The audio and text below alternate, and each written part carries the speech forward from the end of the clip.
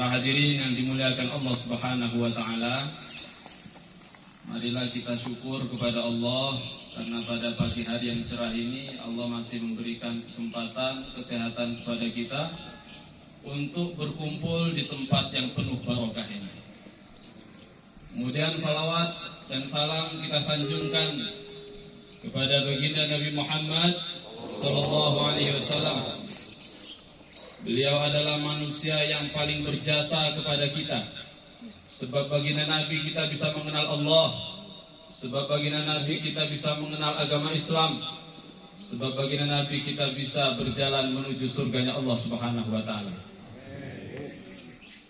Hadirin yang dimuliakan Allah Subhanahu wa taala, kalau kita renungi waktu kehidupan kita di dunia ini terasa sangat cepat.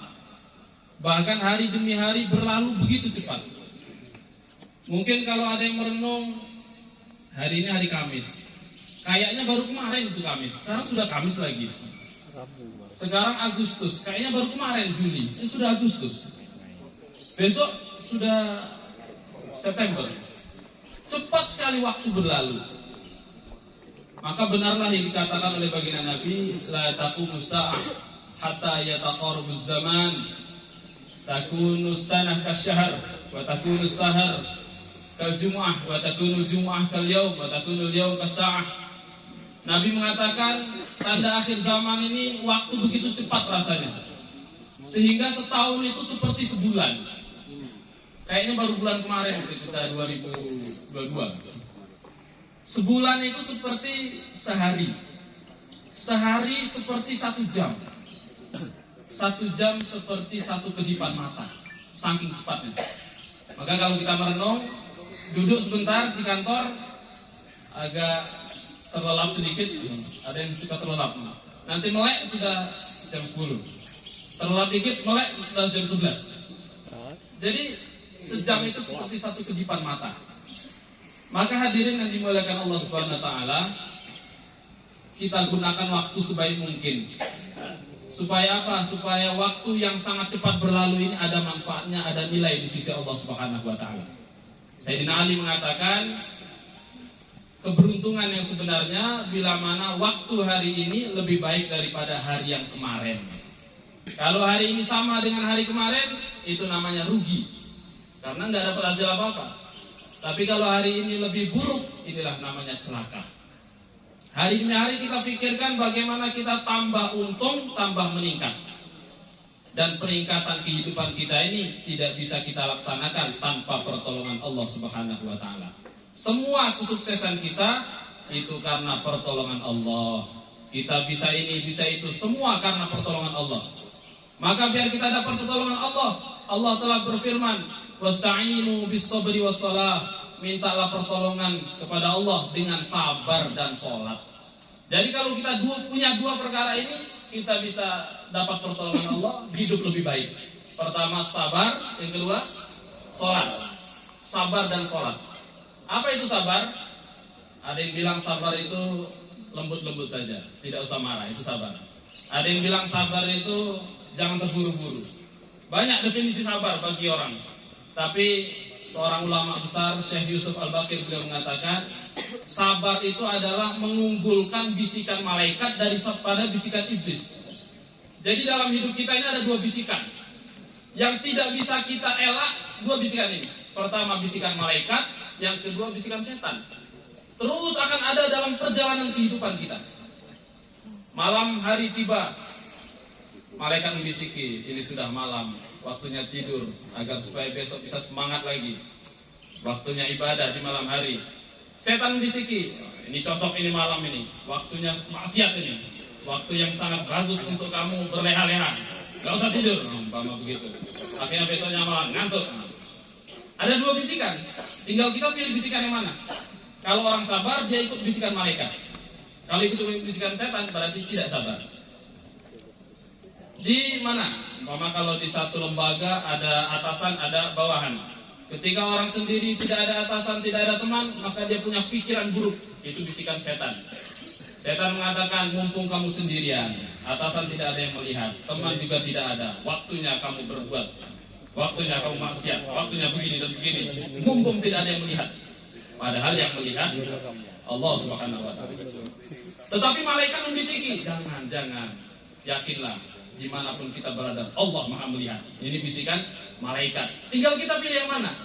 Kalau kita sabar, inilah kita ikut bisikan malaikat. Kalau ikut bisikan setan, berarti tidak sabar.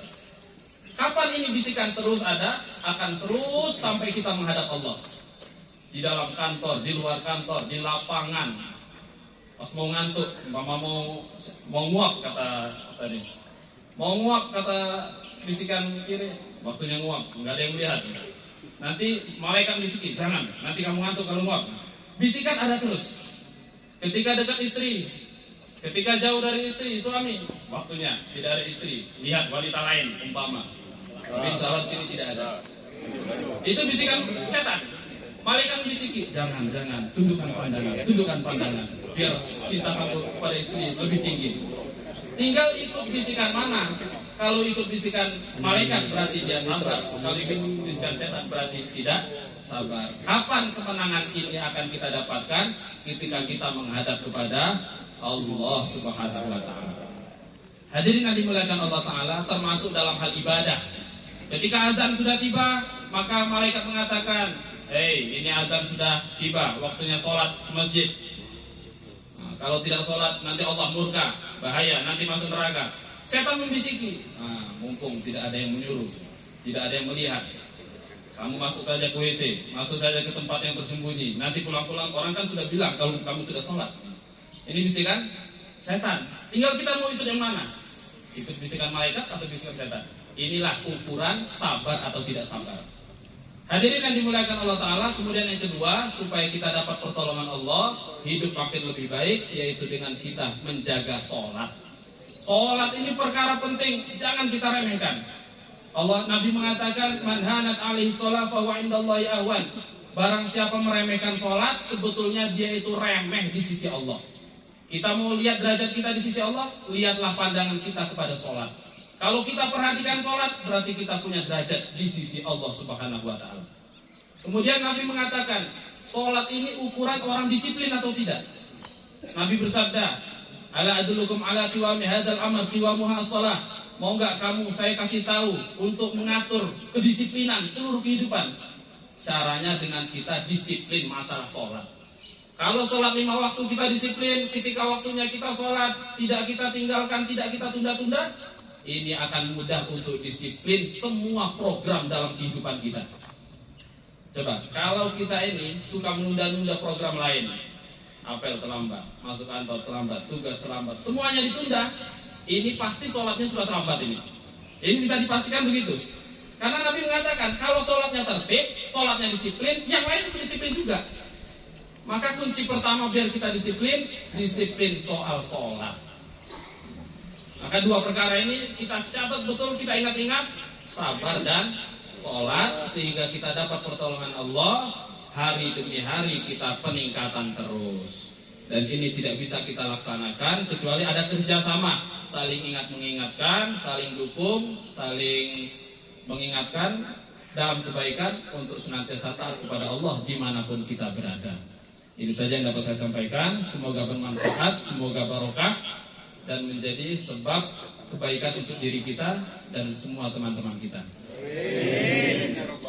Saya akhiri, kurang lebihnya minta maaf. Wassalamualaikum warahmatullahi wabarakatuh. Waalaikumsalam.